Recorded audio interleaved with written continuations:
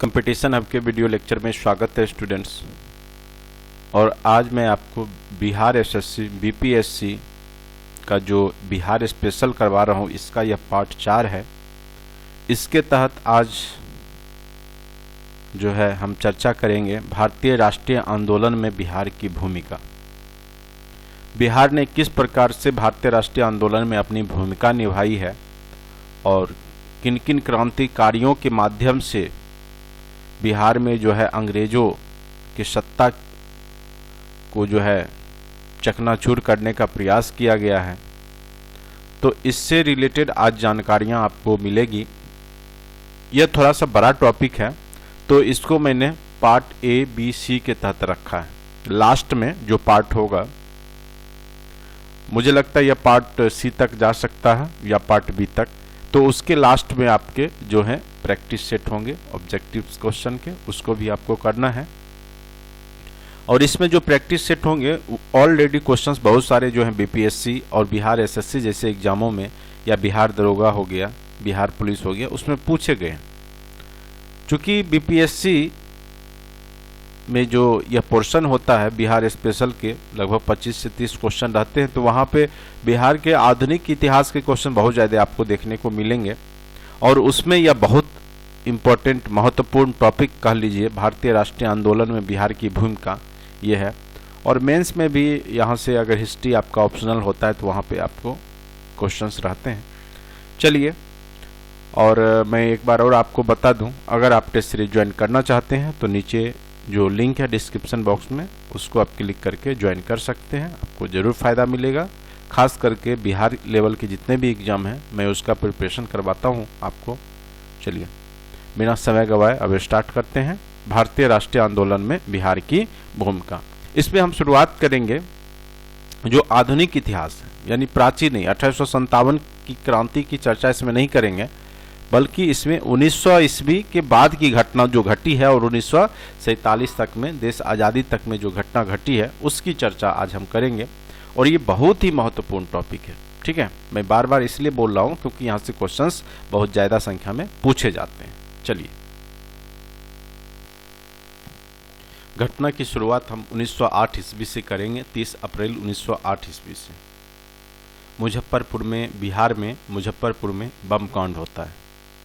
इस तिथि को खुदीराम बोस तथा प्रफुल्ल चाकी ने अंग्रेज जज किंग्सफोर्ड की बग्घी पर बम फेंकना चाहा, परंतु यह गलती से बम क्या होता है कि अंग्रेज वकील कैनेडी के बग्घी पर गिर गया, और जिससे क्या होता है कि उसकी पत्नी, जो कि स्वतंत्रता संग्राम में सहानुभूति रखती थी, यानी क्रांतिकारियों को श्रेय देती थी, उसकी मृत्यु हो जाती है। और उसके पुत्री, यानी वकील कैनेडी की पत्नी और पुत्री की मृत्यु हो जाती है। लेकिन ये लोग मारने जाते हैं किसको? किंग्सफोर्ड को। इस आहत से प्रफुल्ल चाकी ने तो आत्महत्या कर लिया, लेकिन खुदीराम बोस को बाद में जाकर के फांसी सुनाई गई। और बिहार का और भारत का सबसे कम उम्र में शहीद होने वाला क्रांतिकारी कोई था तो खुदीराम बोस था। तो ये याद रखना है, सबसे कम उम्र में शहीद होने वाला क्रांतिकारी कौन है? खुदीराम बोस। कहाँ का है? बिहार का, मुजफ्फरपुर का है, ठीक है। और इन्हीं ने मुजफ्फरपुर में बम कांड किया था, और भारतीय राष्ट्रीय आंदोलन में इसकी बहुत बड़ी भूमिका है, ठीक है। चलिए, उसके बाद है 1912 ईस्वी। स्थान है बांकीपुर, पटना। यहाँ पर क्या हुआ कि कांग्रेस का 27वां अधिवेशन हुआ। कई बार पूछेगा कि बिहार में बांकीपुर, पटना में कांग्रेस का केवां अधिवेशन किया गया, तो 27वां अधिवेशन हुआ। कब हुआ? 1912 ईस्वी में। कहाँ पर? बांकीपुर, पटना में। यह क्वेश्चन बहुत ही इंपॉर्टेंट महत्वपूर्ण क्वेश्चन है, इसको आप जरूर याद रखेंगे कि बांकीपुर, पटना में जो है 27वां अधिवेशन कांग्रेस का हुआ है। कब हुआ है? 1912 ईस्वी में। और इसकी अध्यक्षता RN माधोलकर ने किया है, ठीक है। तो ये याद रखना, ये बहुत ही महत्वपूर्ण पॉइंट है, बिंदु है, इसको नहीं भूलेंगे। उसके बाद आते हैं हम 1916। 1916 में क्या होता है? होम रूल लीग की स्थापना होती है भारत में।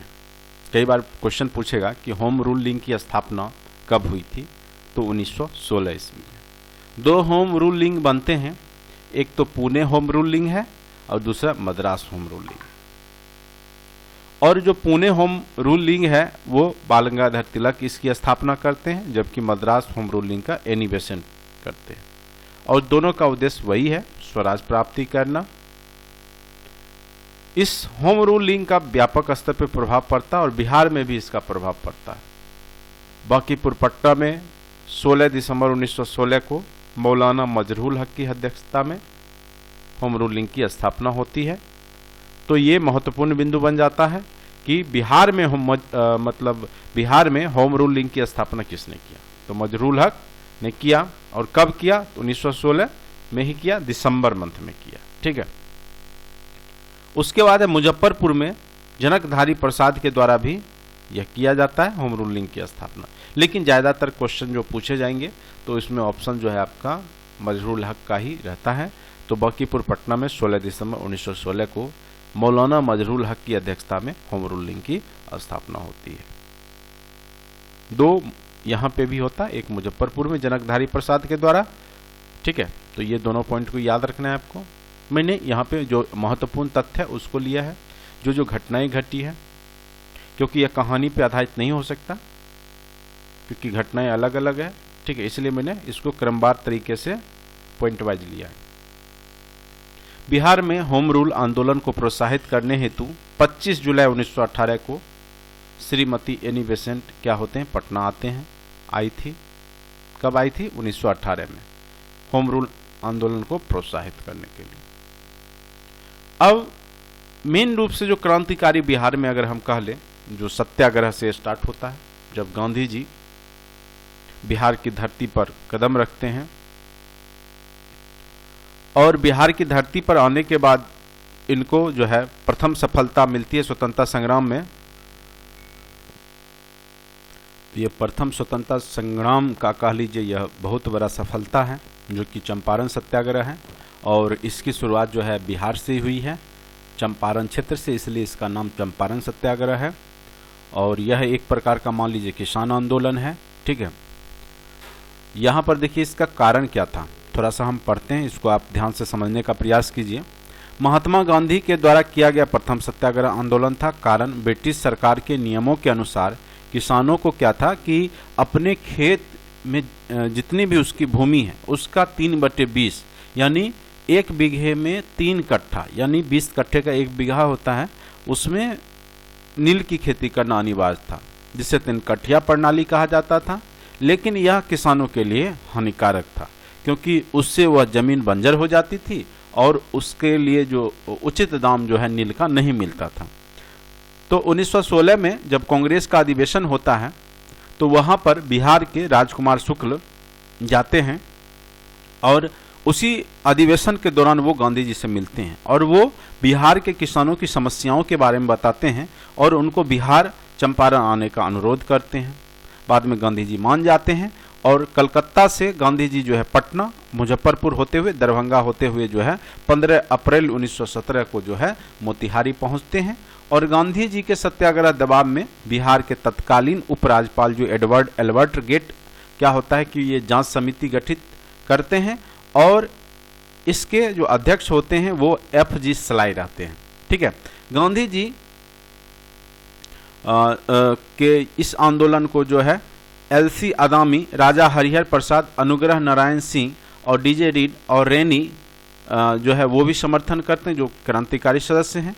इस समिति को चंपारण एग्रीगेरियन समिति के नाम से भी जाना जाता है, जिसने 3 कट्ठिया पद्धति को यानी प्रथा को पूर्णतः समाप्त कर दिया। ठीक है, तो कहने का अर्थ है कि यहाँ पर जो है चंपारण सत्याग्रह में जो है भारतीयों को प्रथम बार अंग्रेजों से विजय मिली है, इसलिए भी यह महत्वपूर्ण है। और यहीं से जो है भारतीय जो स्वतंत्रता संग्राम में एक परिवर्तन देखने को मिलता है। अब जन जागरूकता बढ़ती है, जनसमूह की भागीदारी यहाँ से बढ़ जाता है, इसलिए भी यह बहुत ही महत्वपूर्ण जो है सत्याग्रह है। चंपारण सत्याग्रह कब हुआ था, 1917 ईस्वी में 3 कट्ठिया पद्धति के विरुद्ध। कहाँ हुआ था, पश्चिम चंपारण क्षेत्र में। ठीक है, चलिए ये याद रखना है आपको। अब देखिए आंदोलन के प्रमुख सहयोगी कौन कौन थे, तो राजकुमार शुक्ल इन्होंने ही बुलाया था। उसके बाद राजेंद्र प्रसाद भी थे, क्योंकि ये भी कांग्रेस के सदस्य रहते हैं। अनुग्रह नारायण सिंह हैं, मजरूल हक हैं, ब्रज किशोर प्रसाद हैं, धरणीधर बाबू हैं और शंभू शरण आदि थे। ठीक है, तो इस प्रकार से जो है ये लोग चंपारण सत्याग्रह को सफल बनाते हैं। उसके बाद है खिलाफत आंदोलन। ठीक है, खिलाफत आंदोलन लगभग 1918 के 19 की घटना है। क्या होता है 1718 में कि प्रथम विश्व युद्ध में जब मित्र राष्ट्र के द्वारा धुरी राष्ट्र की हार हो जाती है, क्योंकि तुर्की जो है धुरी राष्ट्र में है और यहाँ पे जो ऑटोमन साम्राज्य जो मुस्लिम खलीफा का पद होता है वो यहाँ पे होता था, जिससे कि पूरे विश्व के मुसलमान इनके आदेशों को मानते हैं। तो वहाँ पर क्या होता है कि खलीफा के राजनीतिक अधिकार और साम्राज्य को सीमित कर दिया जाता है, क्योंकि वह मित्र राष्ट्र हार जाता है तो ब्रिटिशर्स के द्वारा, अंग्रेजों के द्वारा इसके राजनीतिक अधिकार और साम्राज्य को सीमित कर दिया जाता है, जिसका विरोध पूरे विश्व के मुस्लिमों ने, मुस्लिम समुदाय के लोगों ने किया। इसी के संदर्भ में भारतीय मुसलमानों ने भी खलीफा के अधिकारों की पुनर्स्थापना के लिए भारत में खिलाफत आंदोलन प्रारंभ किया, जिसके प्रमुख नेतृत्वकर्ता थे अली बंधु। जैसे अली बंधु में मोहम्मद अली जौहर है और मौलाना शौकत अली है, अबुल कलाम आज़ाद भी थे।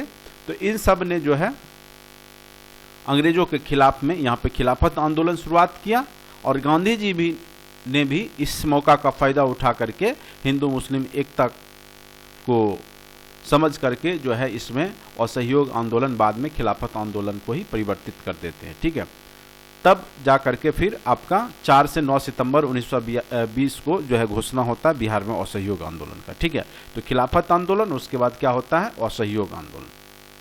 अब बिहार में असहयोग आंदोलन 4 से 9 सितंबर 1920 तक हुए कलकत्ता कांग्रेस अधिवेशन में गांधी जी द्वारा असहयोग का प्रस्ताव पारित होने पर बिहार में भी आंदोलन के प्रभाव देखे जाने लगते हैं।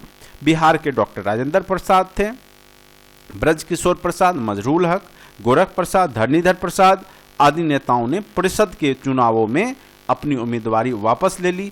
स्कूल कॉलेज का भी यहाँ पे बहिष्कार होता है, हर एक उसके जो असहयोग मतलब सहयोग नहीं करना अंग्रेजों का।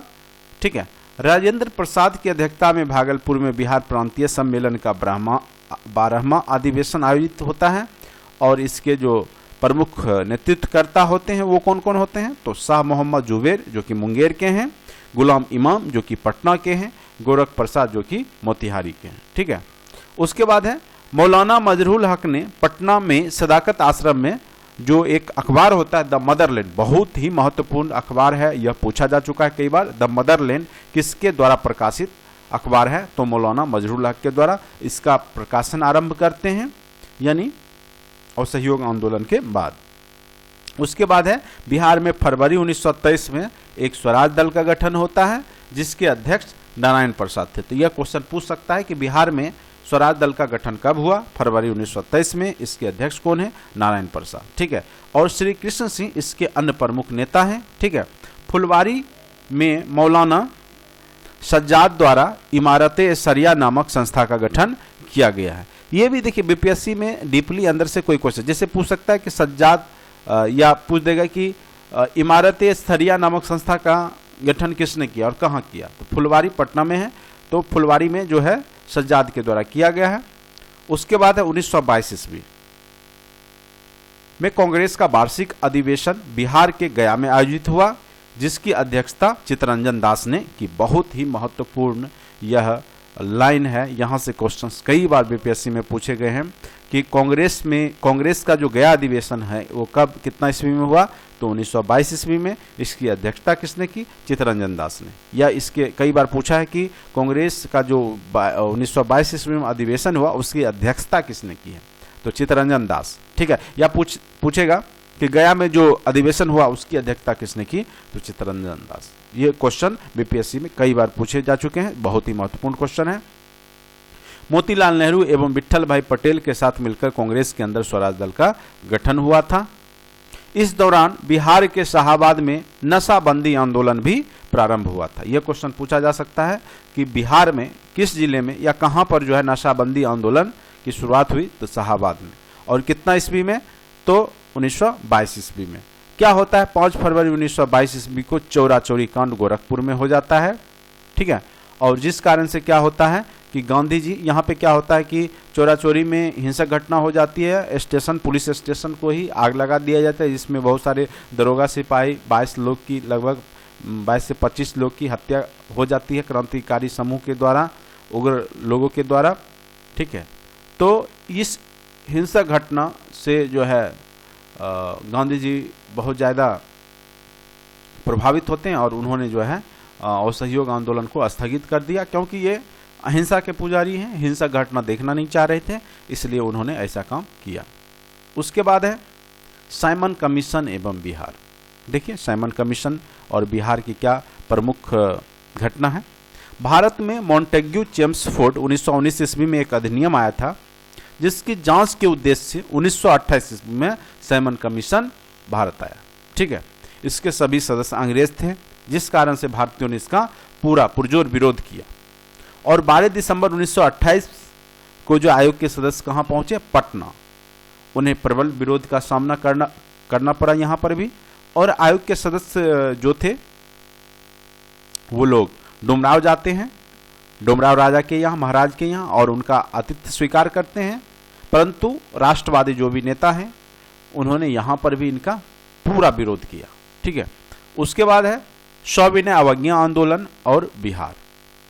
देखिए ये कब हुआ? तो यह सविनय अवज्ञा आंदोलन मेन रूप से 1930 ईस्वी में होता है। दिसंबर 1929 में क्या होता है? भारतीय राष्ट्रीय कांग्रेस का लाहौर अधिवेशन होता है, जिसकी अध्यक्षता आपको पता होगा पंडित जवाहरलाल नेहरू ने किया था।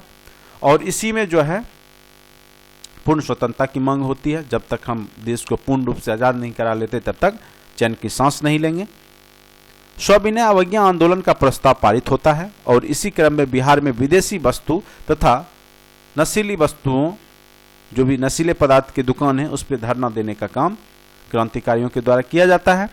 और पटना में मई 1930 में एक स्वदेशी संघ की स्थापना की गई और 26 जनवरी 1930 ईस्वी को पूरे बिहार में स्वाधीनता दिवस के रूप में मनाया गया। इसी दौरान जो है बिहार में बेगूसराय जिले में चौकीदारी आंदोलन भी होता है, चौकीदारी कर नहीं देने के लिए।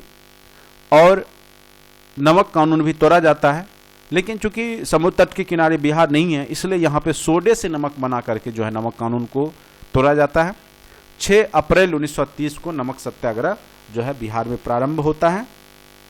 और नखास पिंड पटना जिला नामक स्थान को नमक कानून भंग करने हेतु केंद्र के रूप में चुना जाता है। जगह का नाम है नखास पिंड, पटना जिला। ये भी क्वेश्चन पूछ सकते हैं कि बिहार के किस स्थल को जो है नमक कानून भंग करने के लिए केंद्र हेतु चुना गया था? नखास पिंड। सारण और हाजीपुर में व्यापक रूप से यहाँ पे कानून का उल्लंघन किया जाता है और बिहार में सर्वप्रथम सारण तथा चंपारण में ही नमक सत्याग्रह का प्रारंभ होता है। ठीक है, तो इस प्रकार से उसके बाद देखिए यह बहुत ही महत्वपूर्ण क्वेश्चन है, बिहार कांग्रेस सोशलिस्ट पार्टी का गठन कब हुआ? तो 1934 ईस्वी में हुआ। औपचारिक स्थापना इसकी 1934 ईस्वी में हुआ है। तो ये क्वेश्चंस कई बार बीपीएससी द्वारा पूछा गया है, तो इसको अपना कॉपी में लिख करके रख ले और ये क्वेश्चंस पूछेगा आपके किसी न किसी एग्जाम में। बिहार कांग्रेस सोशलिस्ट पार्टी का गठन कब हुआ? तो 1934 ईस्वी में। इसके संस्थापक कौन थे? आचार्य नरेंद्र देव, अध्यक्ष कह लीजिए। और इसके सदस्य जयप्रकाश नारायण, राम मनोहर लोहिया और रामवृक्ष बेनीपुरी थे और सचिव जयप्रकाश नारायण थे। ठीक है, लेकिन पार्टी जो है 1938 ईस्वी में 14 वर्ष बाद ये भंग हो जाती है। भंग होने के पीछे रीजन है देश आज़ाद हो जाता है। भारत छोड़ो आंदोलन और बिहार। ठीक है, तो भारत छोड़ो आंदोलन में बिहार की क्या भूमिका है, इसको हम नेक्स्ट वीडियो के तहत अध्ययन करेंगे। ठीक है, और ऑब्जेक्टिव सेट भी 2 ही वीडियो बनेगा यहाँ से, उसमें हम ऑब्जेक्टिव सेट का भी ठीक है प्रैक्टिस करेंगे। तो आज इस वीडियो में इतना ही रहने देते हैं हम, चूंकि वीडियो बड़ा हो जाएगा।